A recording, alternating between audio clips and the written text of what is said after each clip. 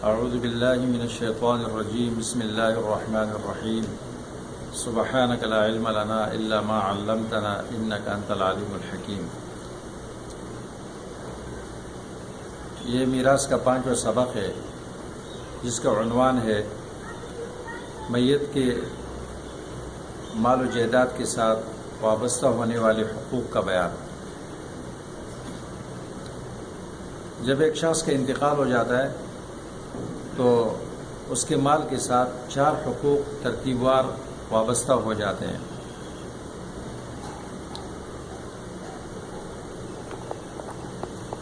سب سے پہلا حق جو مردے کے مال کے ساتھ وابستہ ہوتا ہے وہ ہے کفن دفن کا خرچ، تجہیز و تکفین کا خرچہ۔ یہ مردہ اپنے مال کا سب سے زیادہ خود محتاج ہوتا ہے سب سے پہلے، اور اپنے مال کا سب سے زیادہ یہ خود حقدار ہے، وہ احق بمالہ۔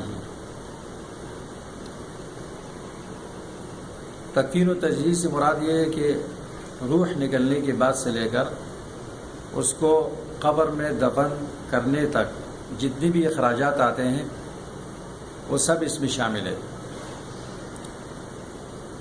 اس میں کفن کا خریدنا، قبر کی جگہ خریدنا، اور غسل بھی اگر اجرت سے دی جاتی ہو تو غاسل کی اجرت، نقل و حمل کا کرایہ، شریعت کے مطابق وہ تمام چیزیں جو اس میں کام آتی ہے وہ سب خرچہ اس میں داخل ہے۔ یہ مردے کا ایسا حق ہے کہ یہ قرض سے بھی ساقط نہیں ہو سکتا ہے۔ اگر ایک مردہ قرض دار ہے تو اس کے قرض خواہ یہ نہیں کہہ سکتے کہ اس کے کفن دفن کو چھوڑ دو، ہمارا قرضہ ادا کرو، اس لیے کہ کفن مردے کا لباس ہے۔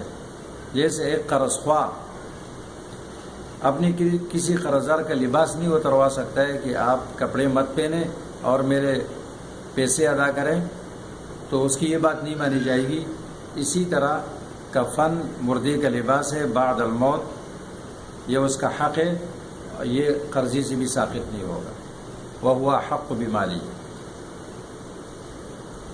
لیکن تجہیز و تکفین میں یہ لازمی ہے کہ اس میں اسراف بھی نہ ہو، بخل بھی نہ ہو، جس کا معیار یہ ہے کہ وہ سنت کے مطابق ہو۔ کمن اور کیفن یعنی کفن کے کپڑوں کی جو تعداد ہے، جو مرد کی 3 کپڑے ہیں اس سے زیادہ نہ ہو، عورت کے 5 کپڑوں سے زیادہ نہ ہو، اور کیفیت یہ ہے کہ وہ زندگی میں جس معیار کا کپڑا پہن کے مجالس میں جاتا تھا اس معیار کا کفن خرید لیا جائے۔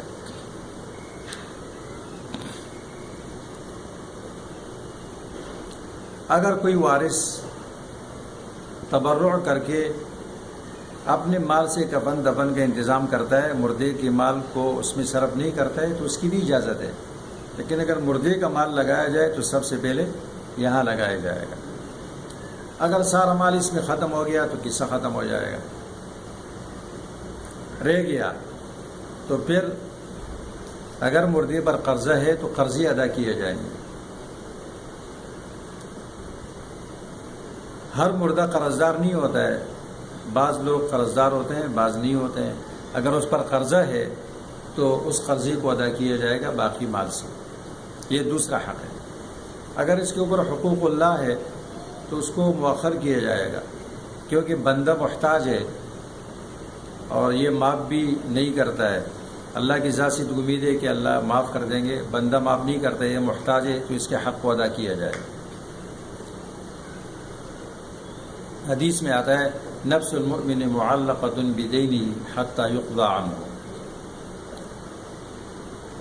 قرضے سے مال بچ گیا، اگر قرضے میں ختم ہو جائے گا تو تقسیم وراثت کا سوال پیدا نہیں ہوتا ہے، لیکن بچ گیا تو پھر دیکھیں گے کہ مردے نے کوئی وصیت کی ہے یا نہیں کی ہے، تو ثم تنفذ وصایاہ من ثلث ما بقی بعد الدین، پھر قرضے کی ادائیگی کے بعد 1/3 میں مردے کی وصیتیں پوری کی جائیں گی۔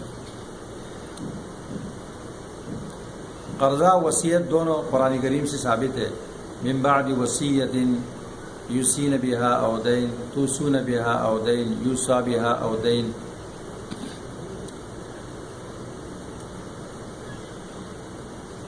شریعت نے مرنے والے کو یہ حق دیا ہے کہ وہ مرتے وقت بھی اپنے دوست احباب کے لیے 1/3 مال میں وصیت کر کے اپنے دل کو خوش کر سکتا ہے. اور حدیث میں آتا ہے ان اللہ تعالی تصدق علیکم بثلث اموالکم عند وفاتکم زیادۃ لکم فی اجورکم. اس کا کوٹا مقرر کیا گیا ہے کہ 1/3 سے زیادہ نہ ہو اور وصیت وارث کے لیے بھی نہ ہو. حدیث میں آتا ہے اللہ کے رسول صلی اللہ علیہ وسلم نے فرمایا ان اللہ تعالی اعطى كل ذي حق حقه فلا وصیت لوارث. اللہ تعالیٰ نے ورثہ میں سے ہر وارث کو اس کا حق دیا ہے، اس کا حصہ مقرر ہے، لہذا وارث کے لیے وصیت نہیں ہوگی. وصیت اجنبی کے لیے ہوتا ہے، وارث کا تو حصہ مقرر ہے.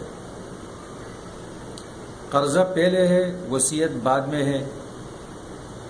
لیکن قرآن کریم میں اللہ تبارک و تعالیٰ نے وصیت کو پہلے ذکر کیا، قرضے کو بعد میں ذکر کیا.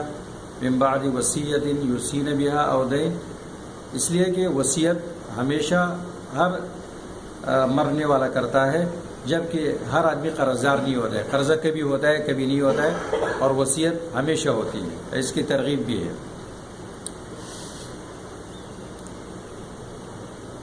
پھر وصیت جس کے لیے کی جاتی ہے وہ شرماتا ہے، مطالبہ بھی نہیں کرتا ہے، جبکہ قرضے والا جس کا قرضہ ہو مردے پر اس کی طرف سے مطالبہ ہوتا ہے کہ آپ کے والد پر یا آپ کے بھائی پر میرا قرضہ تھا، وہ قرضہ ادا کرو. لیکن جس کے لیے وصیت کی گئی ہوتی ہے وہ شرماتا ہے کہ یار آپ کے والد نے میرے لیے جو وصیت کی تھی وہ چیز مجھے دے دو. تو لوگ اس میں کوتاہی کر رہے تھے، اس لیے اللہ تبارک و تعالیٰ نے اہمیت کی وجہ سے وصیت کو مقدم کیا اور قرضے کو مؤخر کیا.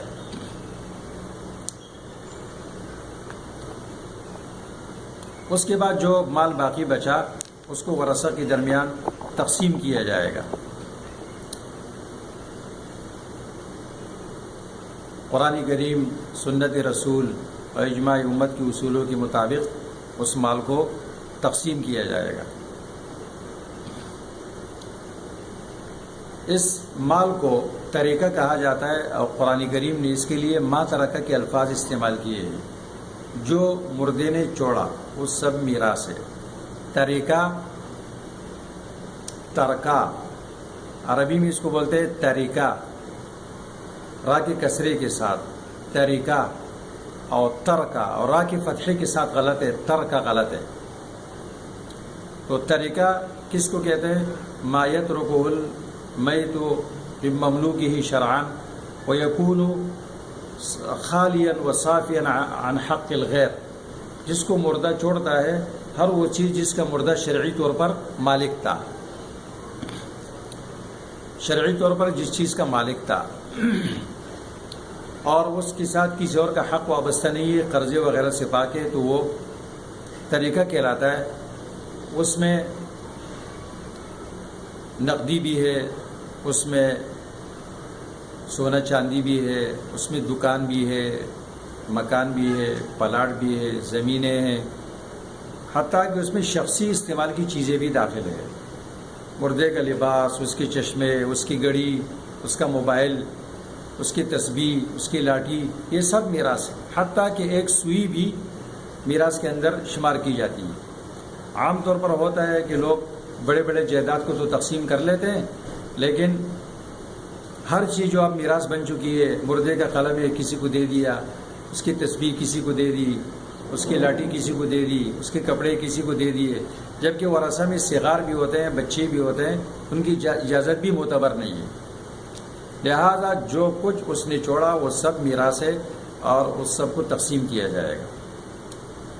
کفن دفن کے بارے میں ایک بات کی وضاحت لازمی ہے، وہ یہ ہے کہ بعض لوگ دین سے ناواقفیت کی بنا پر وہ کچھ بدعات کے ارتکاب کرتے ہیں اور اس کو بھی مردے کے طریقے میں سے سر انجام دیتے ہیں. سوئے میں چیلم ہے، اس طرح مروجہ قرآن خوانی ہے، اور اس طرح وہ تمام بدعات جو ہر علاقے میں ہر صوبے میں الگ الگ ہوتے ہیں، تو اس کے بارے میں علماء لکھتے ہیں کہ اگر مردے کا مال اس پر کسی نے خرچ کیا تو شخص ضامن ہوگا،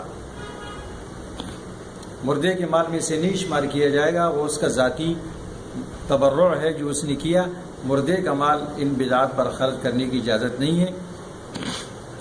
اللہ تبارک و تعالی ہم سب کو شریعت کے مطابق عمل کرنے کی توفیق عطا فرمائے۔